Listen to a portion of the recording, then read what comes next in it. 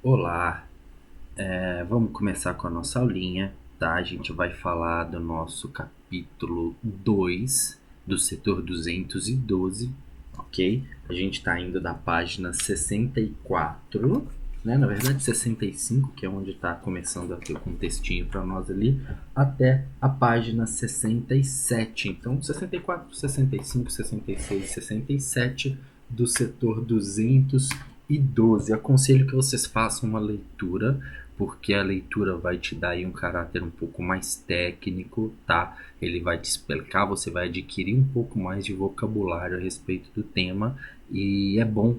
Isso é muito bom porque ajuda na interpretação de texto, na interpretação de questões, principalmente. Questões muito longas geralmente envolvem conceitos que a gente precisa entender com uma precisão muito boa, tá? Para poder julgar corretamente alternativas caso seja necessário.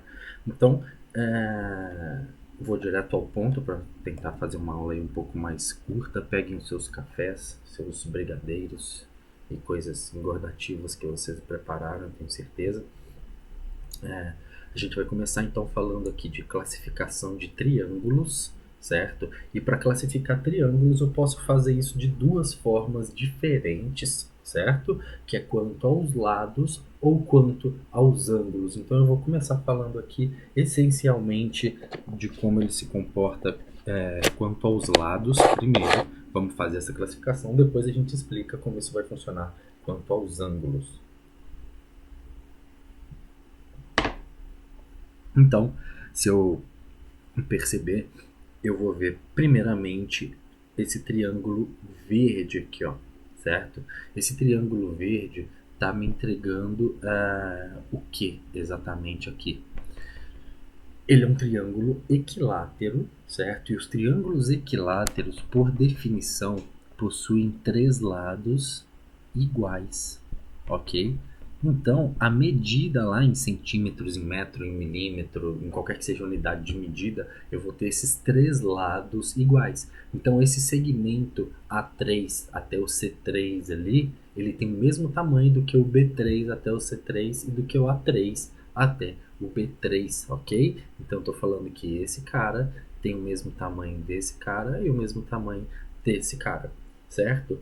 Disso eu consigo adquirir, eu consigo perceber outras nuances que esse triângulo vai me entregar. Como assim, professor? Eu vou perceber, por exemplo, que isso tem uma certa relação no que diz respeito ao ângulo interno. Se eu olhar para esses ângulos internos, eu vou perceber que os três ângulos, nesse caso aqui, ó, são iguais, certo? Os três ângulos internos, nesse caso, serão iguais, assim como os três lados. Então, olha, agora eu vou fazer aqui a medida do tamanho do lado. Esse mede 4, esse mede 4 e esse também mede 4, certo? Esse de baixo que é bem fácil perceber que ele mede 4 unidades, né? Que são 4 quadrinhos aqui na nossa representação. Então esse cara ele tem um padrão que é muito interessante, ele vai inclusive ser muito utilizado futuramente quando a gente estiver estudando os polígonos, tudo bem? E aí eu vou partir para esse triângulo azul aqui do lado, ó, e esse cara é o triângulo isósceles, certo? O triângulo isósceles tem como característica principal, que é o que demarca bem a sua definição, ter dois lados iguais. E obviamente o terceiro lado ele é diferente, certo? Então, todas as vezes que eu tenho isso aí acontecendo, quaisquer que sejam os dois lados iguais, desde que sejam exatamente dois, eu vou chamar esse triângulo de triângulo isósceles. Então presta atenção, o equilátero tem os três lados iguais, ok? E o isósceles tem apenas dois lados iguais. E o que eu consigo tirar disso de interessante em relação a ângulos, por exemplo? Em relação aos ângulos, ele vai exibir um padrão que é parecido também com o do triângulo equilátero. Porém, na hora que eu olhar para esse cara aqui, eu vou conseguir perceber que, nesse caso, um dos seus ângulos é de 90 graus. Isso não é um padrão, só que o padrão que eu consigo enxergar é esse aqui, ó. eu tenho dois ângulos iguais, e nesse caso são dois ângulos de 45. Professor, precisa ser sempre dois ângulos de 45?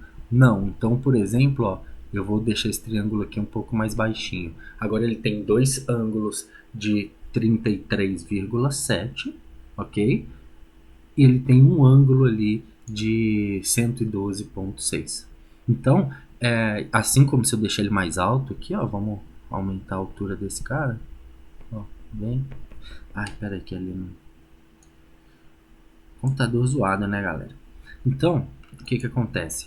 Se eu olhar para esse cara aqui, ó, ele é o diferentão, certo? E aqui eu tenho dois ângulos que serão iguais. Perceba que os ângulos que são iguais estão nas fronteiras dos lados iguais com aquele lado diferente. Tudo bem? E aí, passo agora para o terceiro tipo de triângulo que a gente vai perceber existindo aí quanto aos lados, que é o triângulo escaleno. O que o triângulo escaleno tem de interessante? Os seus três lados são diferentes, certo? Então, todas as vezes que eu perceber que eu tenho triângulos com três lados diferentes, eles serão chamados de triângulos escalenos. Ok? Então eu tenho o equilátero, quando os três lados são iguais. Eu tenho aqui então o isósceles, que é esse azul, que tem dois lados iguais, independente das dimensões dos lados, ele terá sempre dois lados iguais e dois ângulos iguais. E eu tenho aqui o terceiro cara, que é o triângulo escaleno, onde os três lados são iguais e os três lados são diferentes, perdão, certo? E os três ângulos que existem neles também serão diferentes. Então vamos lá, só marcar aqui esse ângulo. Ó, eu tenho lá um ângulo de 90, certo? Um ângulo de... Deixa eu pegar aqui certinho. Um ângulo de 36,9 e um de 53,1. Mas isso para o caso que eu tenho um triângulo... Ué, deu mais de um aqui. Ok. Então, o que acontece aqui é que eu tenho lá um ângulo de 90, um de 53,1, mas eu posso fazer isso aqui, por exemplo, e eu tenho agora um triângulo escaleno com três ângulos e três lados diferentes, perceba. Tudo bem? Vou voltar, coloquei aqui esse cara aqui, ó. Opa, deixa eu colocar onde eu queria. Isso, esse carinha tá aí para lembrar vocês que esse é um carinha muito conhecido, que é o nosso triângulo pitagórico, certo? Ele é o triângulo pitagórico mais simples que existe, que é aquele que apresenta os lados iguais a 3, 4 e 5, certo? A gente aproveita essa malha assim, ó, é assim que eu uso lá na nossa sala de aula para desenhar. Obviamente não fica bem retinho aí, como vocês estão vendo nesse desenho, mas essa é a lógica do desenho, tudo bem? Então, se eu estiver falando aí quanto aos lados, são três tipos diferentes, que é esse verdinho aqui, que é o equilátero, o isósceles, que é esse azul, e o escaleno, que é esse vermelho, tudo bem? E agora, a gente fala um pouquinho aqui das classificações quanto aos ângulos.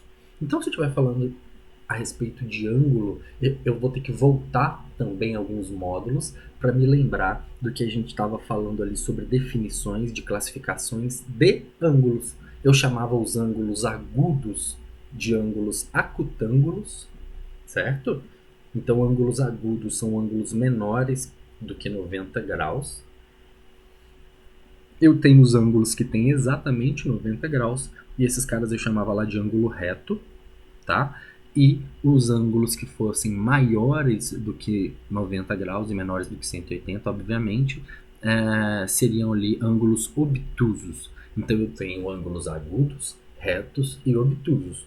E segundo o aparecimento desses caras dentro dos triângulos, eu vou dar essas classificações. Então, primeiro eu olho aqui para esses triângulos, pode ser para os dois ao mesmo tempo, a gente explica eles detalhadamente aqui.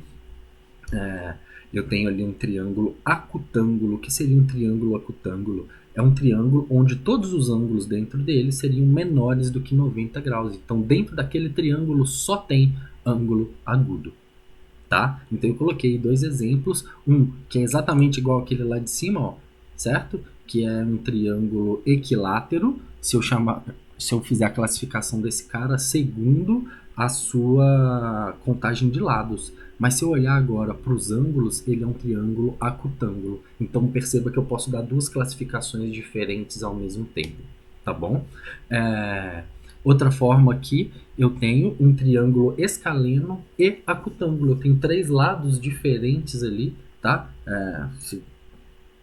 Para tirar a prova aqui, ó, 4,1, 4,5 e 3. Então eu tenho sim três lados diferentes ali, ok? E três ângulos diferentes, isso é um padrão matemático, tá? E como eu percebo que os três ângulos ali são menores do que 90 graus, eu vou chamar esse triângulo de triângulo acutângulo, se eu for classificar isso quanto aos ângulos, tá bom? Esses triângulos azuis aqui são os triângulos que eu chamo de triângulo retângulo. Vocês já conhecem e já estudaram esses caras, certo? Então, vou perceber o seguinte, olha, como ele tem ângulo de 90 graus, eu vou chamar ele de triângulo retângulo. Simples assim. Porque o ângulo de 90 graus se chama ângulo reto, então eu chamo ele de triângulo retângulo, ok? Perceba que, segundo as outras classificações, esse de cima, que é um triângulo retângulo que possui três lados diferentes, certo? É aquele mesmo cara que a gente olhou lá em cima, ó, só que numa posição diferente, 3, 4, 5. Então ele é um triângulo retângulo escaleno. Agora, esse aqui, ó, de baixo, ele é um triângulo retângulo que é um triângulo isósceles também, ok? Então, eu posso classificar, como eu já falei, de duas formas diferentes esses carinhas.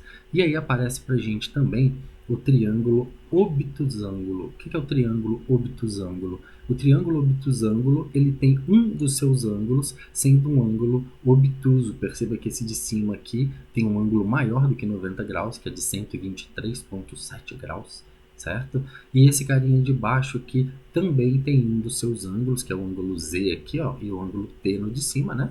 Então, eu tenho ali em cada um de seus ângulos maiores do que 90 graus. Tem como ter mais do que um? Não, porque um triângulo tem somente 180 graus internos. Lembrem-se sempre disso, tá?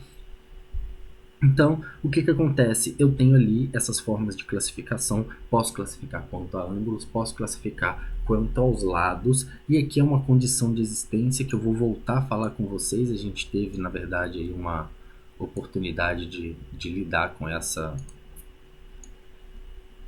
condição de existência para triângulos aqui, que é uma coisa bem simples, que é basicamente olhar para um dos lados e falar, olha, esse lado aqui, que é o lado E, certo? Percebam que o lado E minúsculo é sempre o oposto do vértice E maiúsculo, tá? Então, quando eu olho para isso aqui,